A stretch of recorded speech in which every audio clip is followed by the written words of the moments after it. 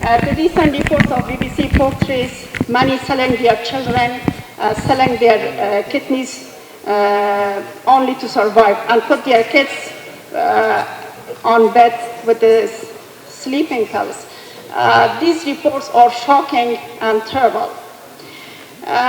So, Ambassador, I would like to ask you to cover more closely the topic of inclusivity and humanitarian aid to Afghanistan.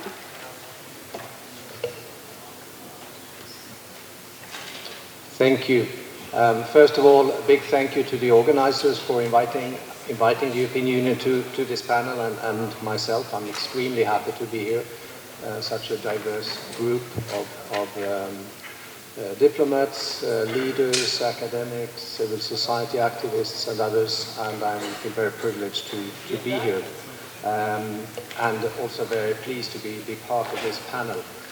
My focus today obviously will be on women in Afghanistan, and as EU Special Envoy for Afghanistan, it is a priority for me to engage as broadly as possible with Afghans.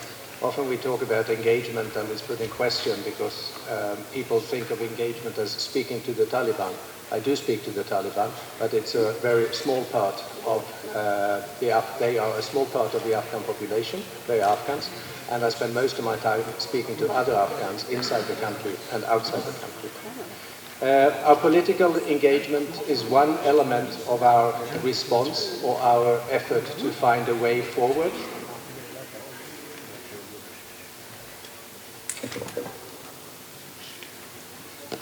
Our engagement is part of our attempts to find a way forward in our relations with the Afghan people and in our wish to remain engaged and support the Afghan people.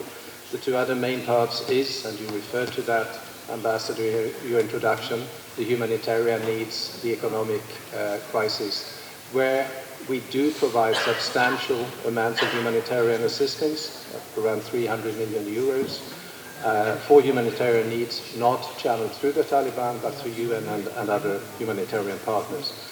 And we also channel around 450 million euros for basic needs, meaning for education, health and livelihoods. And that includes, as a small part, but significant part of that also, support for female entrepreneurs in Afghanistan, which we see as part of, obviously, of the economy and of the future. So engagement, support, but also our presence on the ground, where we're fortunate enough to be able to be back. Not everybody is. I understand security concerns, I understand political considerations, but our decision makers took the decision early this year that we could send a few diplomats back, not an ambassador, but a chargé d'affaires. And they took the decision even earlier than that, a month after August last year. We already had our humanitarian office with international staff open in Kabul. We are also fortunate enough that the leaders, our chargé d'affaires and the head of the humanitarian office are both women. They are not there because they are women. They are there because they were the best candidates. But we see it as an advantage, and it offers for them and to us an opportunity also to speak directly to and more we need to do. But we have all seen the rapid and systematic deterioration and an organized deterioration. It's not just a failure to uphold, it's systematically denying Afghan women of their rights. We talk a lot about education. It is fundamental, it's important, but it's all the other areas as well of economic life, political life, social life, where women are not now even allowed to go to parks. And you know the situation much better than I do. Is this the West speaking to and dictating how Afghans should live their lives? No. It is the West holding up or trying to remind the Taliban that as de facto authorities, as the de facto control over most of the territory in Afghanistan, they have an obligation to uphold the obligations on human rights which Afghanistan have ratified. And one example is, of course, the Convention for the Elimination so the CEDAW back in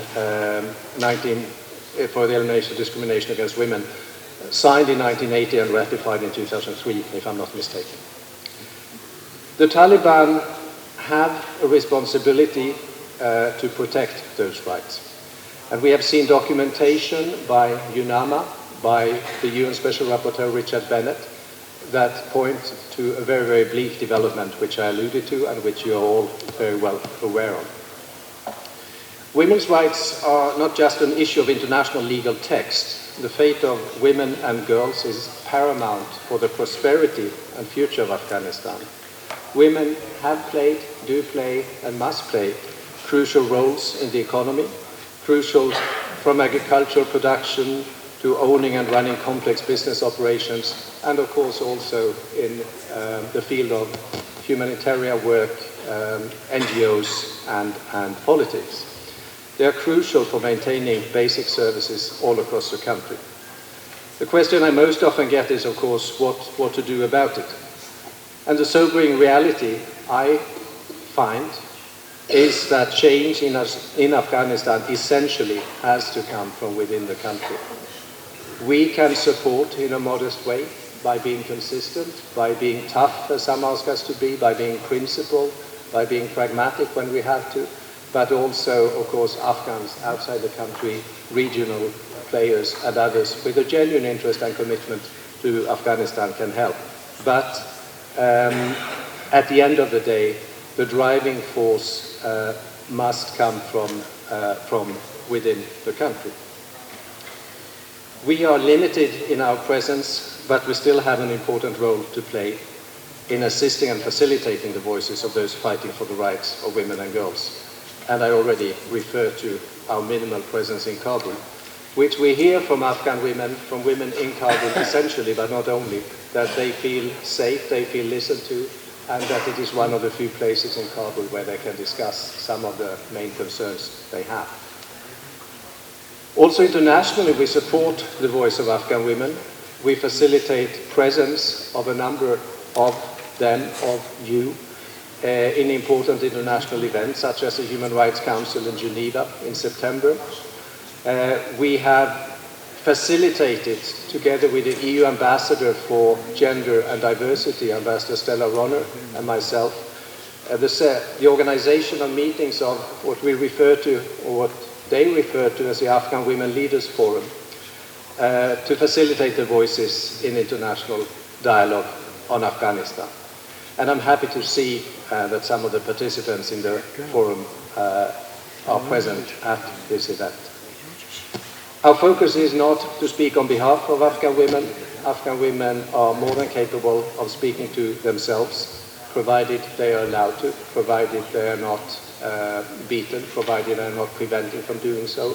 And even when they are prevented, or people try to prevent them from doing so, they stand up. And they stand up not only for the rights of women, which are crucial, of course. I see Afghan women today very much as defenders of other rights, of defenders of a future, and of those who can, and that their struggle must also be seen as more than only, although that is important, of course, the rights of women. I will come back to, because my time is out, to a question of inclusivity, but I try to address that through questions, provided you ask the right questions. Thank you.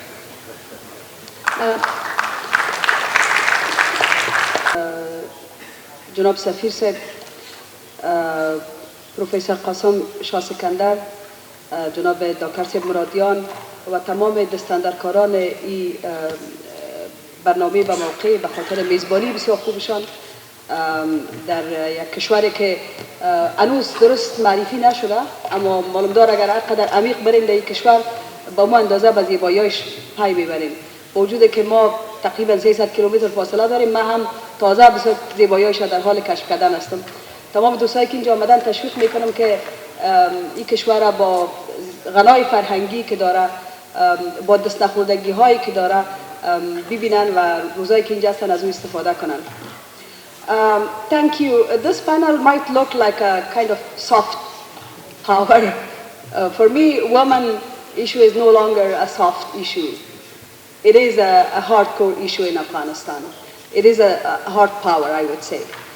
However, when we talk about women's rights, the first thing that comes to our mind is the progress women of Afghanistan have experienced in the last 20 years. While the women's struggle, their liberty, their movement did not start from the last 20 years, and it did not stop from the first round of Taliban when they were in power. In fact, in 1960s, way before I was born, or many of these women who are here, they were born, we had female ministers. I think we had female ministers before some of our neighboring and friendly countries were existed as a country even.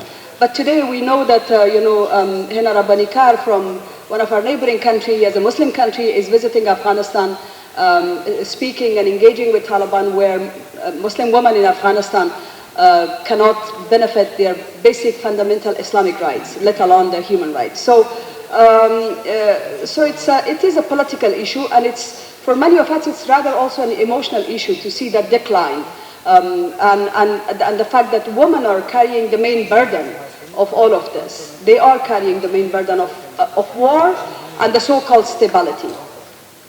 I would like to look at the two aspects of women's struggle in Afghanistan. For many of us, women's rights is just women's rights. But for women of Afghanistan, it's beyond that. For women of Afghanistan, women's rights is about their country's security and a global security. And it's about their country's economy. When I say it's about their country's security, we all know that women have been used as a tool of war in the last 4 decades of war. As much as women have been used as a tool of war, the rest of the world has also not been safe and secure from Afghanistan. So women's rights is directly interconnected with global security. Just before the fall of Taliban, we knew that there are before the fall of Kabul, we knew that there are 22 military extremist groups operate between Afghanistan, Pakistan, Central Asia. We know that they have all the opportunities to further evolve their activities. If you don't believe that, just take a car and go 600 kilometers from Dushanbe towards Afghanistan borders. You will see all the signs of how, women repression in Afghanistan have impacted Afghanistan's security in terms of growth of military extremism, but also eventually, from my perspective, from all of our experience, it's going to impact the global security. So women's rights in Afghanistan is not just a simple rights to education or work. It's a very simplified version of putting women's rights in that perspective. Depriving women from work in the last year impacted our economy, our country's economy, more than $1 billion. Evidence show that, and we're talking about a country that is in the, age of starvation, poverty. In that circumstances, 55% of the population are being pushed to the side from labor force, which of course impacted more than $1 billion to our economy. Now, I don't want to go to the figures of how many women are deprived from school, education, etc., because we all know these are repeated figures.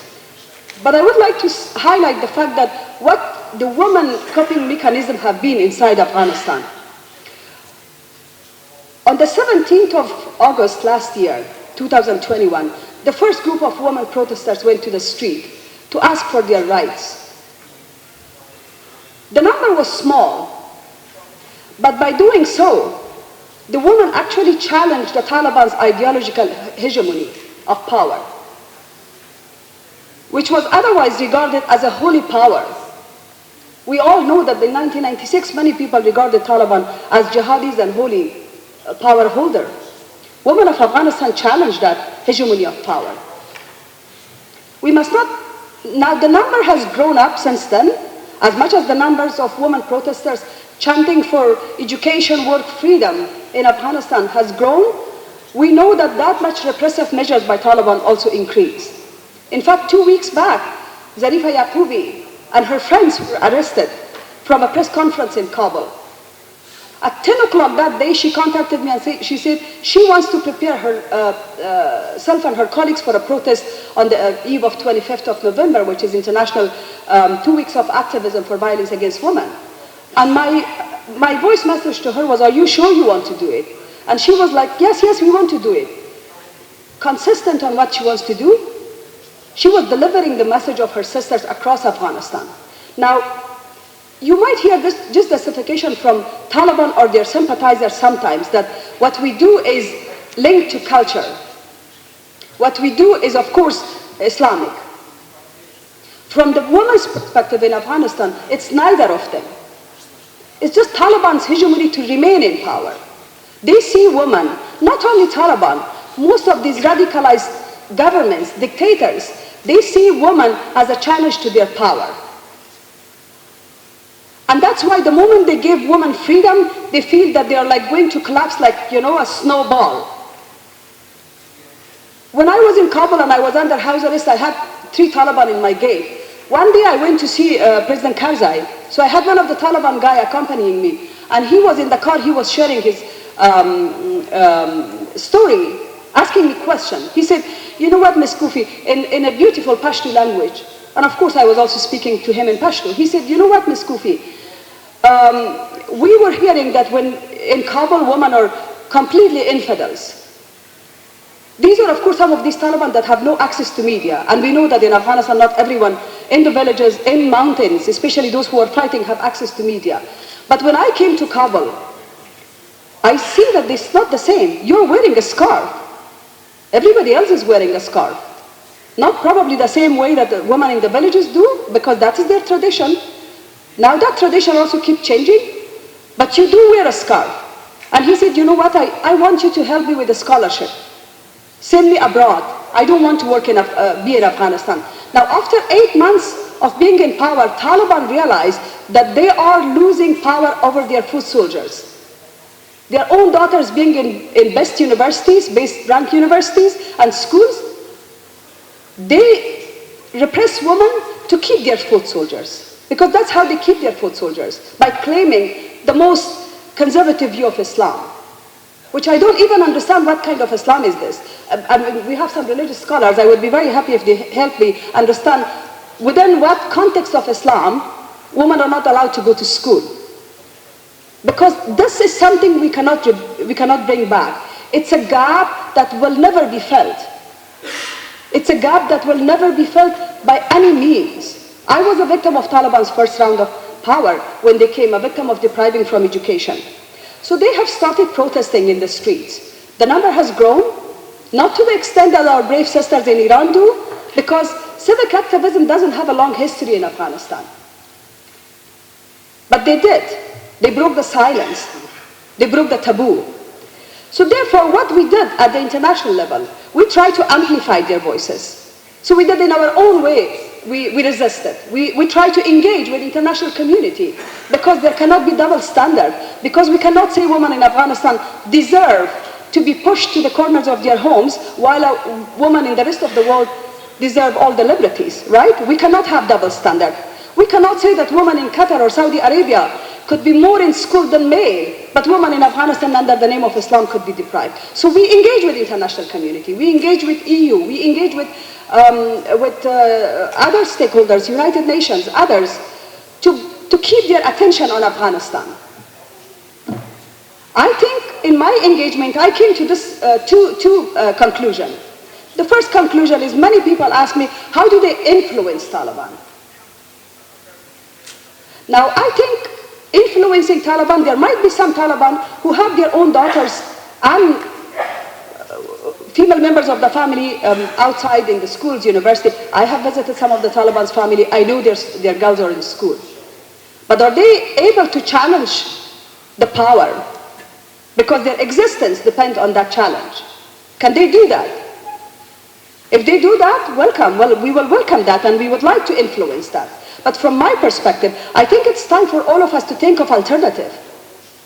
The moment you think of alternative, Taliban will start shaking. Because that's how we did. In 2011, when the Qatar office for Taliban started, the Afghan government started, getting weaker, because they realized Taliban are the alternative. In that alternative, women should be the center, and the center for every change. I'm sorry to say, but my brothers, from the political community, from the elite community, from the streets of Kabul, They did not really stand in solidarity. So who deserve to be the center? It's the women of Afghanistan. And my plea to everybody who is engaged, our strategy has been to mobilize ourselves. We have mobilized. I think now the women movement in Afghanistan are the most mobilized. I'm not saying that we are 100% mobilized because it's not possible. Why do you expect us to be 100% mobilized? But we have mobilized ourselves to the extent possible. We have crossed ethnic lines. We have crossed all the differences we have in Afghanistan. Now we want you to recognize us as a stakeholder. Give us that physical space that we are struggling for. It is not that we want to follow your narrative. We have created our own narrative. Give us that space. Regard us as a stakeholder. Thank you.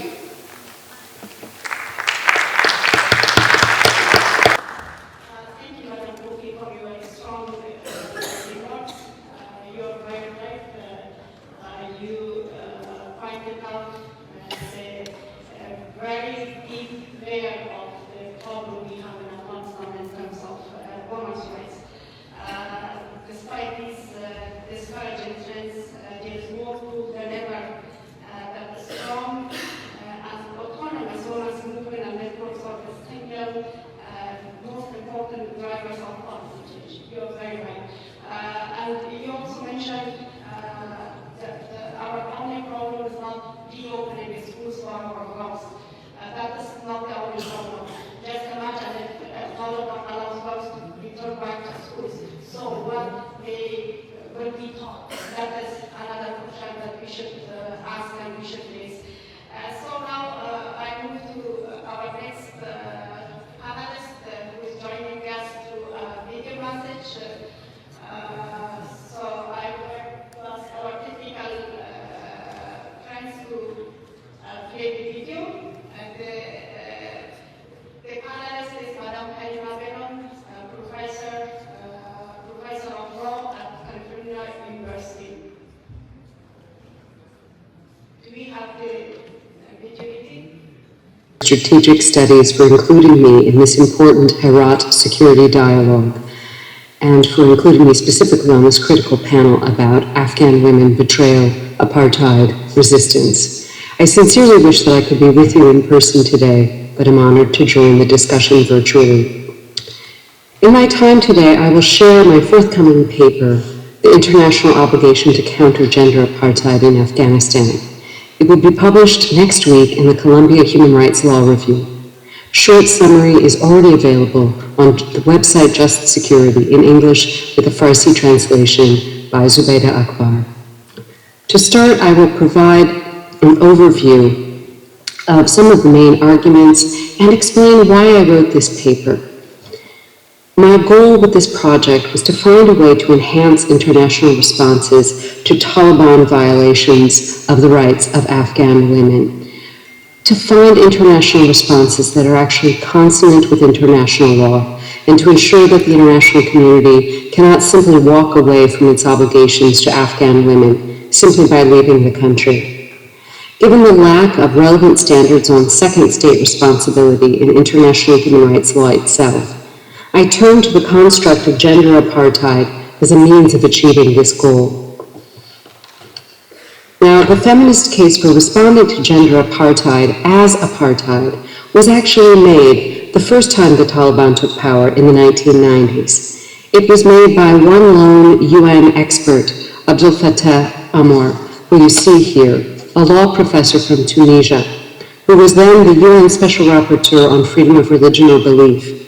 And this case was also made by some women's rights advocates in Afghanistan and other Muslim-majority countries and around the world. However, the international legal case for recognizing gender apartheid as apartheid was not fully made, and that's what I'm trying to do in my paper. The point is to get the international community to adopt the gender apartheid approach this time, and thus be more effective in its response to the grave situation on the ground under Taliban rule.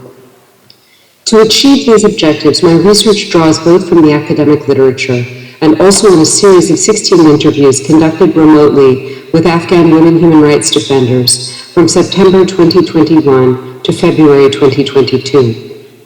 It was critical to me that Afghan women human rights defenders, or WHRDs, are not just objects of this research, but also participants in it, whose views help to inform the work. To review key aspects of the argument in the paper, I will address 4 questions it raises, time permitting. The first of these is, what is gender apartheid? Well, gender apartheid, as you see here, is a system of governance based on laws and or policies which imposes systematic segregation of women and men and may also systematically exclude women from public spaces and spheres. Discrimination itself becomes the governance model. Gender apartheid involves systemic oppression of women, defining women, as one of the interviewees told me, as being not as human as men. This mirrors the experience of Black South Africans under the apartheid regime in that country. I turn now to the next question. How does the current situation in Taliban Afghanistan constitute gender apartheid? Well, the other speakers on this panel will address that issue in detail. I will simply say that today the Taliban have excluded women from most aspects of public life, as they did in the 1990s. Just to focus on 2 of the restrictions, they have prohibited many women from working, and they have done so in the middle of a terrible humanitarian crisis in a country full of war widows. Meanwhile, they have banned girls above grade 6 from going to school and broken repeated promises to open those schools. They are, in fact, the only ruling group to have done this in the 21st century. Most recently, we know women have even been banned from public parks, literally being swept out of public space. Those who courageously oppose these policies, mostly Afghan WHRDs, have been terribly abused. A new global commitment to end gender apartheid in Afghanistan would be a way of supporting those who are risking everything to demand their universal human rights on the ground. Almost all of the Afghan women advocates I interviewed agreed with the characterization of the country's situation as gender apartheid, mainly because they found this term to accurately reflect the way in which Taliban policy, quote, removes women from government and society, unquote. The women I interviewed also ratified this approach because they knew that the apartheid framework had been a key tool in improving the lived reality of Black South Africans in the past. The UN response and international norms were, of course, only one component of anti-apartheid initiatives, but they contributed to the ultimate success of these efforts with the end of racial apartheid beginning in 1990. What I'm basically arguing is that international law should learn from its own successes. This brings me to question 3, and you see this addressed on the slide here. If the situation in Afghanistan constitutes what I'm calling gender apartheid, what is the added value of the apartheid approach? So international law already has a robust paradigm for dealing with apartheid, developed primarily between the 1960s and 80s in response to the situation in Southern Africa, and spurred by the dynamic commitments of decolonized states. It is explicitly drafted to respond only to racial apartheid and has not been formally used to address gender apartheid, as I argue it should be. Such a feminist transformation of international law, to use Charlotte Bunch's concept, is essential in the 21st century and would be the most effective way to respond to Taliban Afghanistan 2.0. It is perhaps worth reminding ourselves how change was made in South Africa. International political will and local political struggle were essential catalysts for change and had a dynamic synergy. Newly decolonized states played a leadership role, seeing the issue as a vital part of a larger struggle for decolonization and the achievement of self-determination. The African National Congress was even given observer status at the UN and carried out its own successful foreign policy. Highly publicized South African apartheid atrocities, such as the repression of the 1976 Soweto uprising, galvanized international opinion and action. The UN response and international norms were only one component of concerted, global South-led anti-apartheid initiatives, but they created a powerful advocacy tool and helped mobilize global opprobrium for South African policy that, amongst other things, helped to break the deadlock on sanctions. As the academics David Walsh and J.E. Spence conclude in a review of the relevant external factors in a book called Ending Apartheid, it would be difficult to attempt a precise weighing for any one of the factors that basically contributed to the end of apartheid. It was rather their cumulative effect that did so. What can be asserted, they continue, with some confidence, is that the changes that occurred in the norms governing state behavior were crucial. Western governments in particular had to pay at least some deference to these new norms, the effect of which was to give South Africa a unique status in the International Society of States. And I think this is precisely what we have to try to do with Taliban Afghanistan, though the country's situations and the times are indeed distinct. The most important of the racial apartheid standards was the International Convention on the Suppression and Punishment of the Crime of Apartheid, which came into force in 1976. The raison d'etre, the whole reason for this convention, was to maximize implementation capacity at the international level. This is precisely what we need in the case of gender apartheid. The convention defines apartheid as, quote, inhuman acts committed for the purpose of establishing and maintaining domination by one racial group of persons over any other racial group of persons and systematically oppressing them, unquote. What I'm arguing is that if gender is substituted for race, this is an accurate reflection of Taliban policies vis-à-vis women. The concept of apartheid should also be applied to other highly structured systems of control and oppression enacted by one group over another on the basis of discrimination, which is certainly the case in Taliban Afghanistan. Racial apartheid became not only unlawful, but also an international crime. While no one was ever actually prosecuted for this crime, as South Africa pursued a truth commission during its transition, the Apartheid Convention nonetheless provided a critical advocacy tool for opponents of apartheid. It was used as a standard for judging other countries' responses to South African behavior, and it was regularly cited in UN debates. The convention codified the view of the apartheid regime as an illegal situation to be ended. This is what we need with regard to Taliban rule in Afghanistan as well, really a rejection of so-called constructive engagement, as the Apartheid Convention rejected engagement with racial apartheid in South Africa, demanding instead firm resistance. After the end of apartheid in South Africa, the 1998 Rome Statute of the International Criminal Court confirmed that apartheid continued to be a crime and to rise to the level of a crime against humanity. The International Law Commission in 2001 recognized anti-apartheid norms as jus cogens, the highest level norms in international law. And my paper argues in favor of employing such a vigorous approach to confronting the equally heinous practice of using discrimination against women as a governance model, as in Afghanistan currently. This, I argue, can both empower and require rights-respecting responses from other states and from an international community which claims to value these human rights. International pronouncements in favor of equality without appropriate action discredit the Women's Human Rights Project. This impact is magnified as a number of states and international organizations are actually now sort of participating in gender apartheid by sending all-male delegations to Kabul. And as some states actually move towards normalizing relations with the Taliban, or even to promoting or supporting them internationally, as is the case with just a few governments, like China, Pakistan, and Russia. So to return to this question of the added value, the apartheid model here offers a factually accurate description of the situation, but also one that carries the appropriate stigma. And it also can offer an essential mechanism for generating at least some global legal accountability for this transnationally created disaster of the Taliban's return to power. In the words of one of those I interviewed, Shahrazad Akbar, it can be a, quote, powerful mobilizing tool.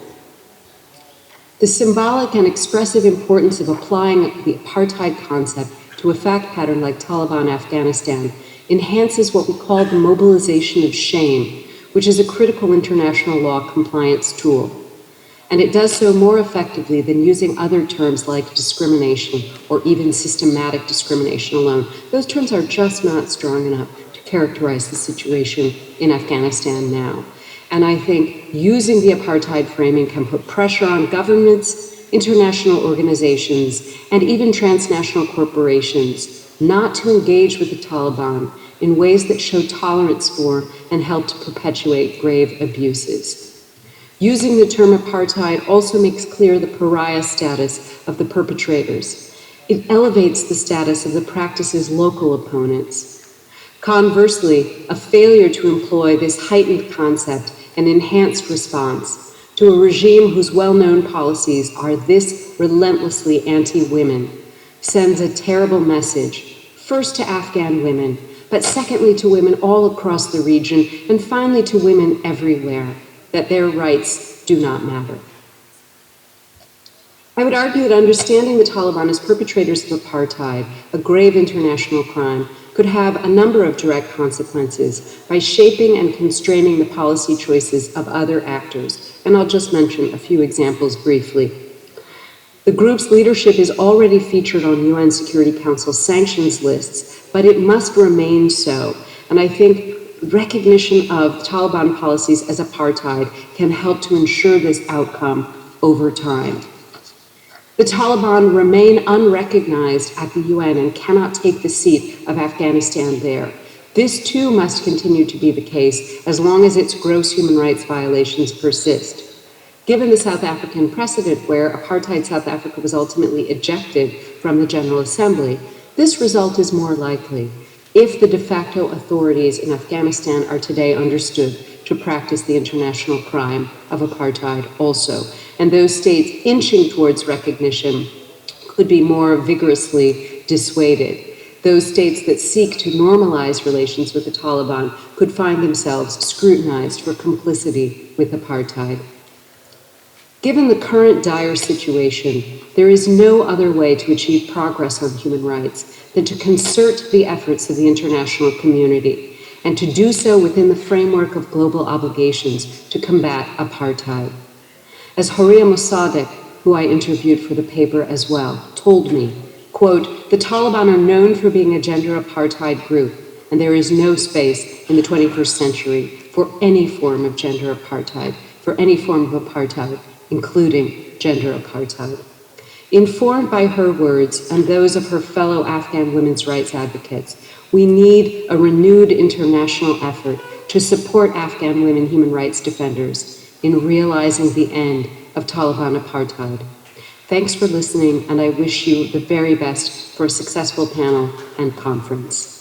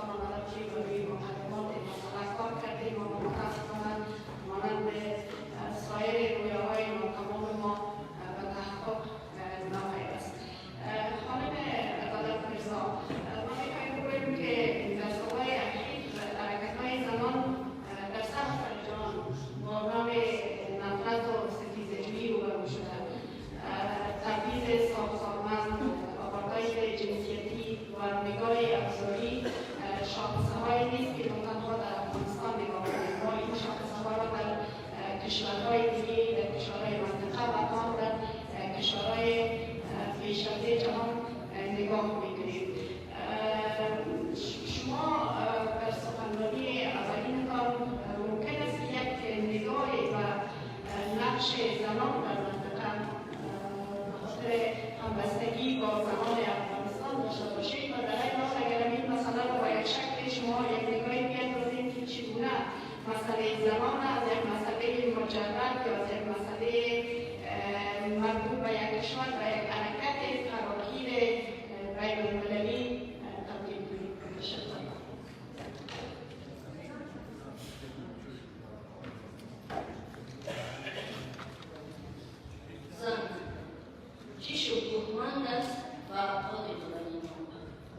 بر زنان زجر کشیده و شجاع افغانستان.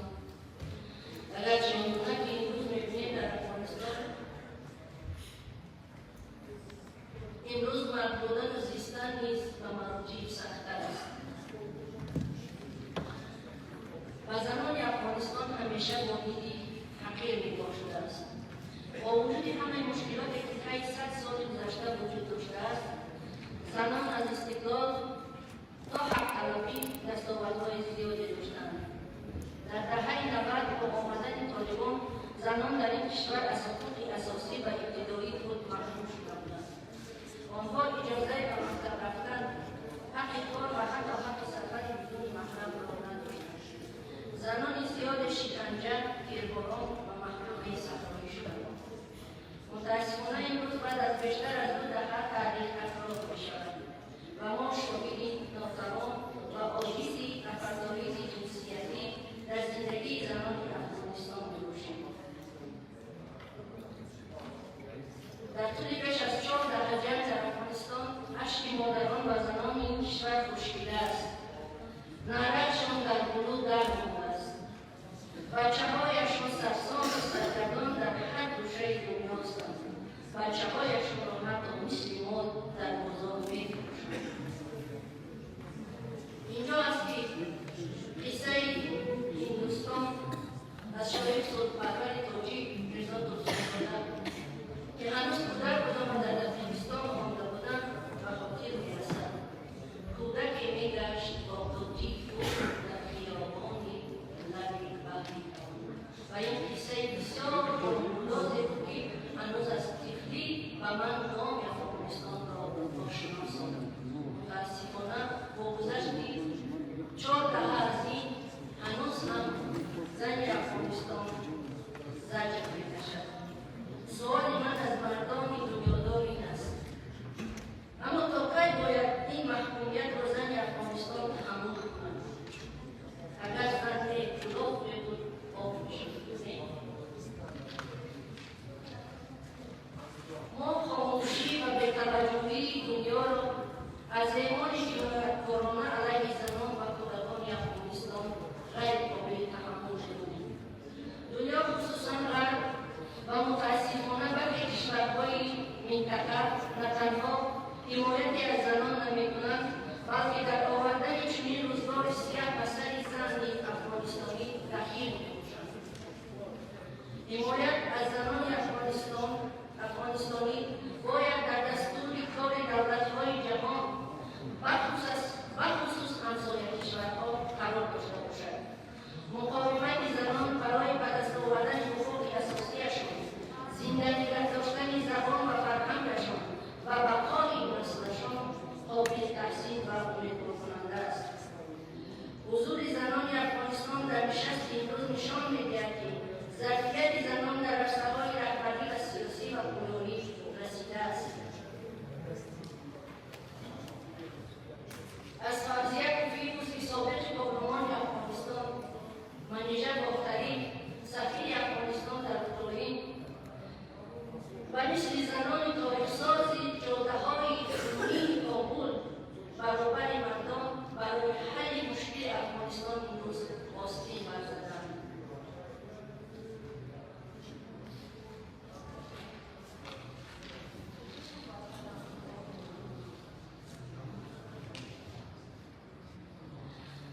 به شکل اون خیانت تاریخی از جانب مردان و قدرت‌های داخل در بازی تکرار نشود، ما زنان تاجیک امروز با شرافت سیاستی مدبرانه پیشوای تاجیکان جناب عالی امامعلی رحمان از همه حقوق‌های دموکراتی برخوردار می‌باشیم و در کنار زنان افغانستان قرار گرفتیم.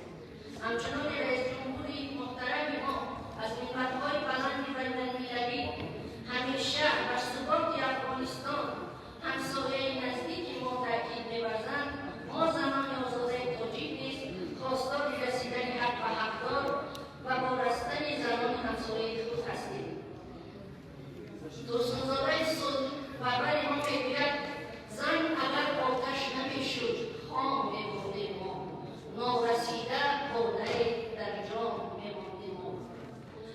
از این جنگ‌بازی‌های نوبنای شما زنانی نه تنها افغانستان بلکه زنان آگاه دنیا به صدور آمدند. نیست با جنگ، زنده باد زن.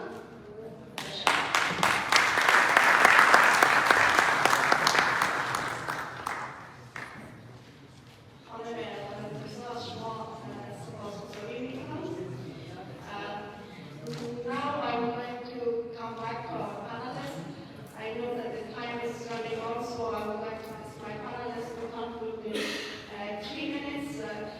Ambassador Nicholas, and you, on your earlier remarks, you briefly covered the humanitarian aid to Afghanistan. So right now, I would like to ask you about inclusivity. So inclusivity is a broad topic, and it has different aspects and different definitions by different groups. The way Taliban defines inclusivity is include some members of some ethnic groups within their government, and that's not the definition that we accept. So from an European point of view, how do you see this?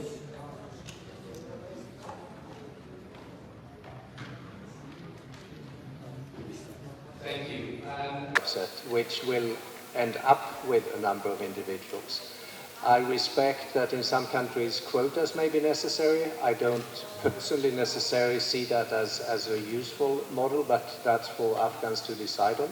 What we have underlined from a European point of view is indeed that it is a process where each and every adult, at least, Afghan man and woman, have a say.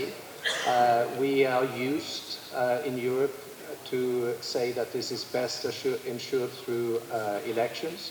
I know that Afghans have different experiences of elections, and I don't see it happening tomorrow.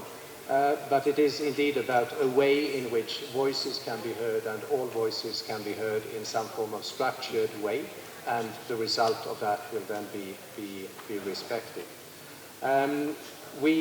As part of that, obviously, it's a matter of involving Pashtuns, Tajiks, Uzbeks, also to men and to border groups. Thank you. Forum that we can attend or create to make sure your voice is heard. And Sarah, I'm sorry if you don't like the tweets that show solidarity with the Afghan people or express grief at what is happening to you. But I have to say, I do not think Twitter is a place where high-level diplomacy takes part. I talked to the Taliban, and I talked to the Taliban about Afghan women and about the people of Afghanistan.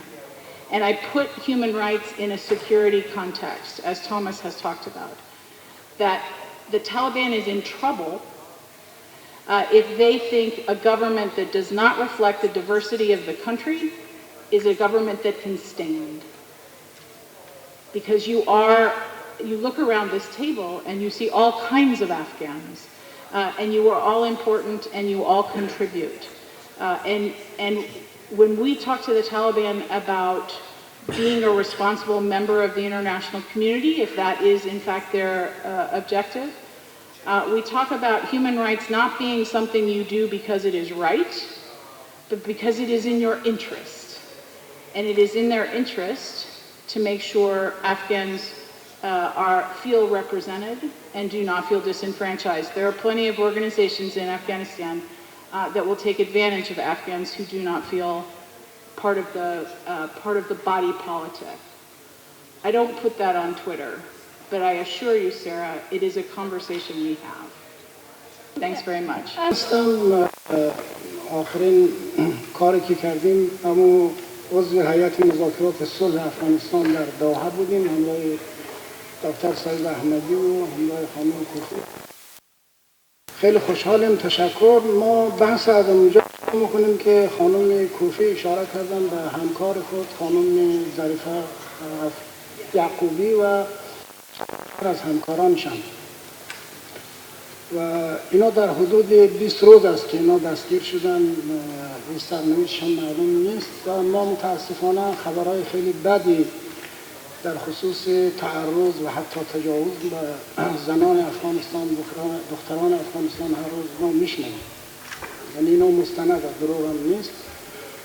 مثلا طالبان یک روشی که گرفتن است که در خیابان زنانی رو که اونجا اعتراض میکنن اونا رو شناسایی میکنن، بعد به یک فرصت دیگه اونا رو دستگیر میکنن میبرن و ما بسیار نگران از اونا هم هستیم و رد میگیرن. یعنی کل مردم افغانستان تحت ستم و تحت تجاوز و ظلم و بیرحمی هستند، اما زنان در حقشان ظلم مضاعف صورت میگیرند و شما شاهد صحنه‌های بسیار دلخراش هم هستید. آخرین جنایتی که در حق دختران انجام شد همین مسئله کاج بود. دخترایی که میرفتن اونجا درس میخواندن و در اونجا یک فاجعه بسیار عظیمی صورت گرفتن که عمدتاً از مردم هزاره بود، همونطور که آقای میکلسون صاحب اشاره کردن و اینا در اونجا قتل عام شد و یک جنایت بشری بود. البته در زمان جمهوریت هم ما چنین قتل عام‌هایی در مورد زنانی که در بیمارستان بود و در حال ولادت اطفالشان و همونطور دخترانی که در مدارس بودیم کشتارها رو ما داشتیم. ولی مثلا خوبی که این بود اینه که در زمان جمهوریت ما شرایط بهتر برای زنان ما بود. یعنی یکی از خوبی‌های جمهوریت همین بود که زنان در اونجا آزادی داشتن. ما قبول داریم که جمهوریت ما در افغانستان جناب سفیر صاحب ناطقی چون وقت کم است، اگر ممکن باشه شما پرسشتان مطرح کنید. 1 دقیقه دیگه فرصت دارید. بله در 1 دقیقه اونا رو حل کنیم و مخصوصا مسئله زنان رو و در این قسمت نقش جامعه جهانی، نقش آمریکا، اروپا، کشورهای منطقه بسیار مهمه. گرچه ما در صحبت قبل از ظهر عرض کردم که کشورهای منطقه و جامعه جهانی هم مشکلات دارن، اختلافات دارن و اینا هم باید در مسئله افغانستان یک دست یک پرچه باشن. تشکرشون. سلامت باشید. ممنون. شما همکار ما از ایران صحبت میکنن.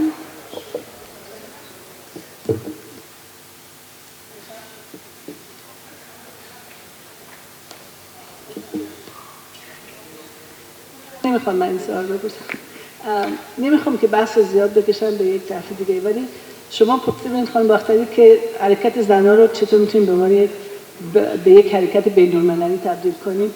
من به این فکر الان این روزا خب خودم به عنوان یک ایرانی هستم در فرانسه زندگی میکنم. این حرکتی که در ایران شروع شده به نام زیر عنوان زن، زندگی و آزادی، در اصل نورمن یک حرکت زنان شروع شد ولی موضوع رو خیلی گسترده تر کردن. گفتن از یعنی برداشتن گشت ارشاد، روسری اجباری تا مرگ بر دیکتاتور، جمهوری اسلامی، یعنی خیلی سیاسیش کردن، گسترده شده، خشونت هستن.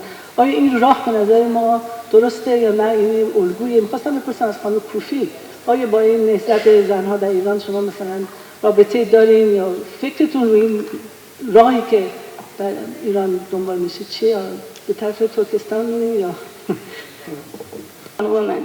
Girls of Afghanistan, they cannot go to schools. Women of Afghanistan who used to go to workplaces, they cannot go to schools. I'm so sorry. America doesn't like Afghanistan. Your president always says that he doesn't like Afghanistan. And we are pushing every single time that please look at us, we exist. Your president doesn't like us, so they don't care about us. What a girl who grew up during past 20 years. You didn't live in Afghanistan, I lived in Afghanistan. I traveled to many provinces of Afghanistan. You know what does it mean? In patriarchal society, in very anti-woman society, a girl decides to go to school, a girl decides to go to university, a girl decides to work among men. You know what does it mean? It is courage, and we had it. We are not anymore subjects of proposals or mid-term or long-term or short terms of projects. We are so much tired of personal PR of some our women activists too. Women of Afghanistan, they know now how to articulate their thoughts. The generation of Afghanistan, they know how to articulate their thinking. But today, shamefully, UNICEF creating course for women of girls of Afghanistan how to make a bread. We know, our mothers know better. We don't know somebody come from United States or from London to teach us that how to bake a bread. The narrative about Afghanistan, we are not beggars. We were and we are very active participants of development of our country. These people who are there sitting, they are generation that they really put their life, and we follow them. So please, we are not anymore naive. It is not about Twitter. It is not about social media. It is about reality of Afghanistan. More than 400 days, girls of Afghanistan cannot go to school. I was searching for a piece of body of my employee in Afghanistan when Taliban killed them. You don't know what does it mean. So please do, it is not just you mean US, okay? Please do not convince us that our killers have changed. But we are still ready to negotiate with them. We are still ready to talk with them. Because we want to live in our country. Because we want to build our country. Because we love Afghanistan. Because Afghanistan is not for us project. Afghanistan is our motherland. Afghanistan is piece of Afghanistan are full of promising. What I should do with the group photo, what it gives to me, what I should do with dinner with some exclusive people. It is good for some leaders that they have NGOs. But for generation of Afghanistan, we need peaceful, free Afghanistan to return to our country and to be active participants of development of our motherland. This is what we need. Dear Sarah Karimi, I really don't want to stop if you, as a United States, as a powerful country, can help us, then please help us. If you cannot help us, then please do not give us promise, because you break the promise that you gave us 20 years ago. I'm so sorry to be so direct, but I need to be, because people are here, they just compromises. There are two women, Henara Bonikar and another woman that I don't know. I just tweeted that this is called hypocrisy and dishonesty. The Taliban have systematically removed Afghan women from public domain, but when it comes to their interest, they have no issue sitting with a female official across one table. Expecting for the Taliban to recognize and to allow Afghan women to come back to their normal life is, I think, a false expectation from the Taliban. Secondly, I have some questions from Khanum Kufi and Ambassador Nicholson. First of all, thank you, Khanum Kufi, for being the frontliner of this movement, for your hard work. You are a hero for us, for the Afghan women. It's been almost 2 years that the Afghan children, women, cannot go to school. And it's gonna stay like this probably as long as the Taliban will be in power. So as a long-term solution for the issue of education, have you talked with the international community about building some sort of online education system for Afghan women? Because I feel and I think that in the very short term, Afghanistan will have a big percentage of illiterate women, and we know that how bad that will be for our society, for our families, for the future of Afghanistan.